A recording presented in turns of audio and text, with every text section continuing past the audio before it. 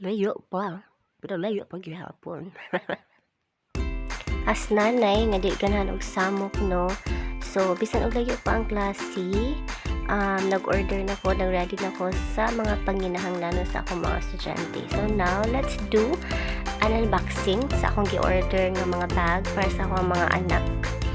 So ato i-check if wala ba gyud damage. Okay, so basically ang purpose ani nga video is to document if na may damage ang ako order so that ako siya mauli. So, muna siya ang first bag for my princess. Charot lang. Okay, of course, pink din na kami may ang gusto. So, actually, dili gid siya expectation versus reality, no? Kay, kuhan gid ang bag, lig-on. Diba? Nice kay ang bag. Actually, contented ko sa quality sa bag. And of course, wako na-expect na dako day siya. But, anyways, okay rin gyapon siya. Kaya, anong dagay masud ang bata sa bag. So, pwede siya kasudlan og libro, kay lig-on magin siya, and then, dako yun guys siya space. So, diba, makita ninyo guys, nga arang kakuti yun ako. I-check yun ako. As in, i-check yun siya na ako, kang wala ba yun siya damage. So, lipay po kayo ako ang badjian ni kay nindot ko na ang iyahang bag. Diba? Wala pa siya ipit-ipit na pa siya garter para dili good ma-move ang mga things inside sa bag. Okay?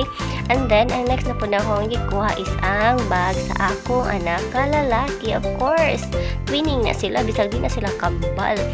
Diba? And then, the same bag, same design, but different color. Kailangan po kayo mag-pink po ng akong laki, no? Mahilang na siguro siya. Di niya dawato ng bag. So, the same, gihapon na nga akong gibuhat. Ako siya gi-check, if wala ba siya damage.